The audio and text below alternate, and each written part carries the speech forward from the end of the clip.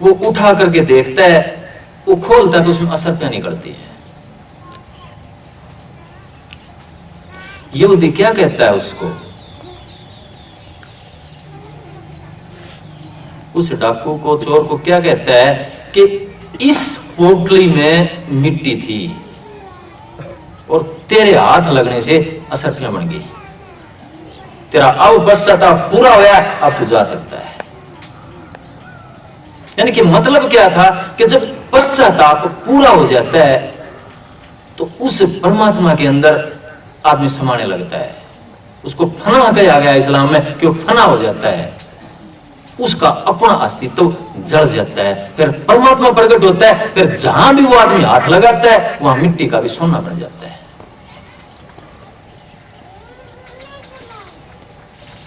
तो जब आदमी जागता है फिर अंतर में जाता है, समर्पण होता है। इसी तरह सावन सिंह जी महाराज हुए हैं ब्यास में। ब्यास एक जंगल था पहले, वहां जब सत्संग करने के लिए लोग जाते थे तो रास्ते में एक बदमाश, एक डाकू उनको लूटता था।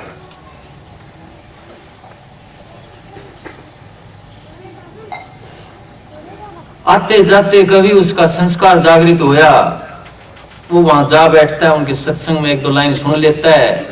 सुन करके उसका जो अंतर का भगवान था, वो जागृत अंतर की आत्मा थी, वो जागृत हो जाती, जाग जाती है वो।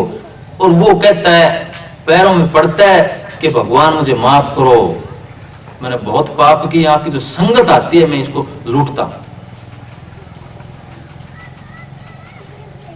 तो सावन सिंह जी महाराज कहते हैं कि तूने आज तक जिन लोगों को लूटा है, तेरे पास जितना है तू वापिस इसको बांट के आ।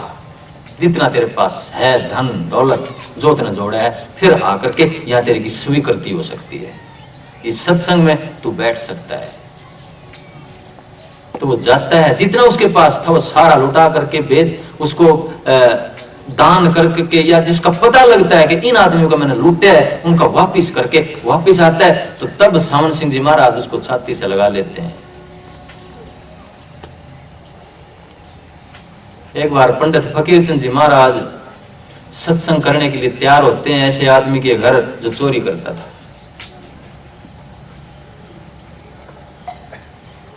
इसी प्रकार शिवव्रत लाल जी महाराज एक वेश्या के घर सत्संग करने के लिए तैयार होते हैं। जो सत्संगी बैठे हुए थे उनको संशय उठता है कि महाराज कहां जा रहे हो आप?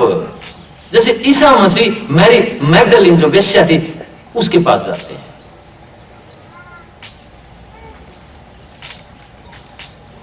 तो क्या कहते हैं फकीर चंद जी महाराज, क्या कहते हैं शिवव्रत लाल जी महाराज, क्या कहते हैं ईसा मसीह?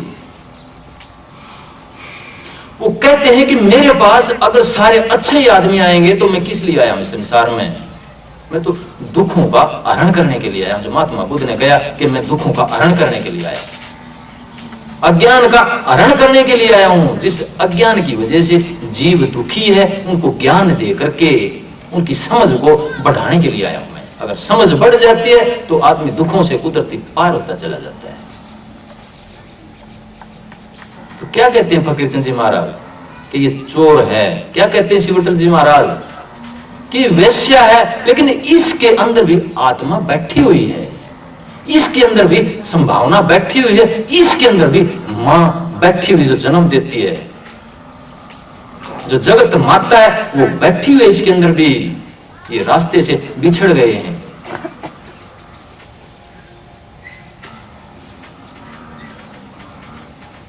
डॉक्टर के पास कौन आता है? डॉक्टर के पास निरोगी आदमी नहीं जाता, डॉक्टर के पास बीमार आदमी जाता है। संत महात्मा ऐसे ही डॉक्टर हैं जिनके पास ऐसे आदमियों का आमंत्रण मैं कहता हूं, अगर वो रोकते हैं तो डॉक्टर नहीं है। वो उनके संस्कार जगाने के लिए उनके घर पे भी चले जाते हैं, जैसे ईसा मसीह गए, जैसे शिवव्रत लाल जी महाराज गए, जैसे पंडित फकीर चंद जी गए। लेकिन सत्संगी उस टाइम पर कहते हैं भाग गए शिवव्रत लाल जी महाराज के पास से कि आप वैश्या के घर जा रहे हैं, हम नहीं चलते आपके पास, आप तो गिर गए हैं। वो कहते हैं नहीं, सत्संग करके आएंगे तुम, चलो मेरे साथ में। शंकराचार्य जी भी यही कहते हैं कि एक औरत है, एक वैश्या रूप है, या एक आदमी है जो कुटिल है, उस आदमी के मन के ऊपर शैतान सर्प बनकर के बैठ गया है, या उस औरत के आत्मा के ऊपर वो वैश्या का गुण आकर के बैठ गया है। उसको जब वास करेंगे, जब उसको साफ करेंगे, उस परमात्मा के नाम का जब रंग चढ़ेगा, तो जो माता, कुल माता बैठी हुई औरत के अंदर, आदमी के अंदर जो कुल पिता का रूप बैठा हुआ है, वो जागृत होगा, वो उभरेगा, तो वो रूप अपने आप चला जाएगा।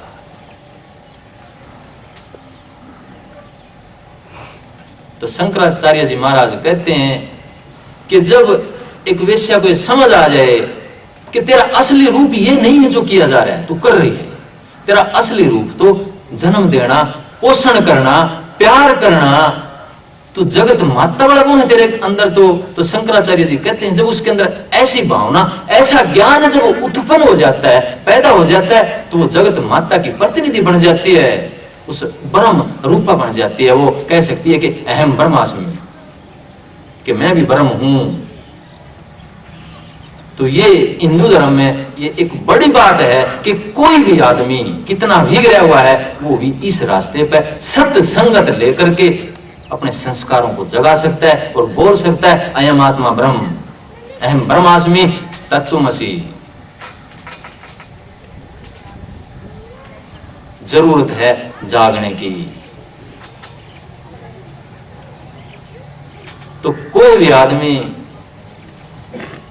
इस काम को कर सकता है, कोई भी आदमी इस संगत में, इस सत्संग में आ सकता है। कोई भी सत्संग है, संत महात्मा डॉक्टरों की तरह से होते हैं, जो बीमारों की, जो मन से बीमार हो गए हैं, जो गलत रास्ते पर चल पड़े हैं, उनको ठीक करने के डॉक्टर होते हैं। लेकिन ये भी आज के दिन एक व्यापार बन गया है। It has become a industry, it has converted into industry, कि उद्योग में इसका परिवर्तन हो गया है। आज चाहे जापान जैसा देश है विकसित, चाहे चाइना जैसा नास्तिक देश है, उसमें भी जो युवा आया है वर्ग, वो चाहता है कि मैं किस तरह से उस परमात्मा को, अंतर की आत्मा को, क्या उस ध्यान को कैसे जानूं। वो कहता मैं धार्मिक नहीं हूं, यानी कि धर्म एक दूसरे को बांटते हैं। मैं हिंदू धर्म का हूं, मैं इस्लाम धर्म का हूं, मैं ईसा मसीह हूं। वो कहते हैं कि हम धर्म को नहीं मानते, हम ईश्वर को मानते हैं, हम अध्यात्म को मानते हैं। लेकिन जितने बीमार आ गए हैं, उतने डॉक्टर भी आ गए हैं, इसलिए एक व्यापार भी बनता जा रहा है ये। तो असली अध्यात्म कहां मिलेगा? वहां मिलेगा जहां आपके अंतर का रास्ता बताया जाएगा। वो घंटा, शंख, बीन, बांसुरी, वो अंतर का रास्ता कब जागता है, जिसको अनहदनाद बोला गया है उपनिषदों ने। अंतर का जागरण कैसे होगा वो बताया जाता है, रास्ते की मंजिलें बताई जाती हैं, तब जाकर के वो जागरण पूरा होता है। और फिर कहता है कि झक मारेंगे यमदूता, फिर यमदूतों का वहां गमन नहीं रहता है। क्योंकि जब आदमी अपने असली रूप को, उस सेल्फ को, उस जात को और सिफत को अलग अलग करके जान लेता है, उस विवेक ख्याति प्राप्ति को अनुभव कर लेता है, पतंजलि ऋषि की संप्रज्ञात समाधि को जी लेता है, असंप्रज्ञात समाधि को जी लेता है, तब जाकर के वो उस मुक्ति का, उस मालिक के